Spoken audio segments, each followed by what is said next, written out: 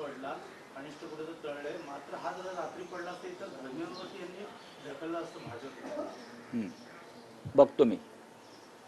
राष्ट्रवादी काँग्रेस शरद पवार गटाकडून 90 ते 100 जागा तयार करायची सांगितली आहे. त्यांना झूम मिटिंगमध्ये सूचना देखील देण्यात आल्या.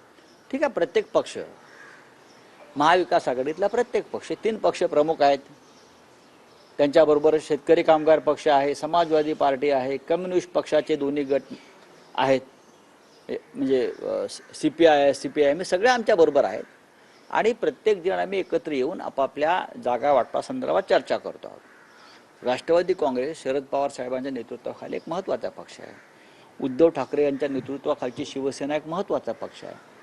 प्रत्येकजण आपापल्या उमेदवारांना आपापल्या जागांवर तयारी करा अशा प्रकारच्या सूचना नक्कीच देत असतो. शेवटी निवडणुका आम्ही एकत्रच लढणार आहोत, हे लक्षात घ्या. पवारांच्या डोक्यात उद्धव ठाकरे मात्र मुख्यमंत्री चेहरा नाही असं बघा, फडणवीसच्या डोक्यामध्ये आधी मेंदू आहे का हे त्यांना कुणी सांगितलं? पवारांचा मेंदू पवारांच्या डोक्यात.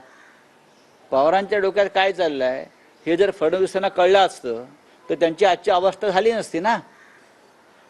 आज त्यांची जी घसरण झालेली आहे त्यांच्या आयुष्याची आणि राजकारणाची आणि प्रतिष्ठेची, बरं का, तुम्ही शरद पवारांच्या डोक्यात काय चाललं हे तुम्हाला 100 जन्म कळणार नाही. शरद पवार साहेबांच्या डोक्यात काय चाललंय, कोण आहे काय नाही. 2019 साली सुद्धा पवारांच्या डोक्यात काय होतं हे फडणवीसांना कळलं नव्हतं. आमच्या डोक्यात काय होतं ते, पण झाले ना उद्धवजी मुख्यमंत्री. 2024ला हिम्मत असेल तर वेळेत निवडणुका घ्या. मग कोणाच्या डोक्यात काय आहे आणि डोक्यातून काय बाहेर येत आहे हे जेव्हा समजेल तेव्हा फडणवीसांचा मेंदू काम करायचा बंद होईल. अजून उद्धव ठाकरेंना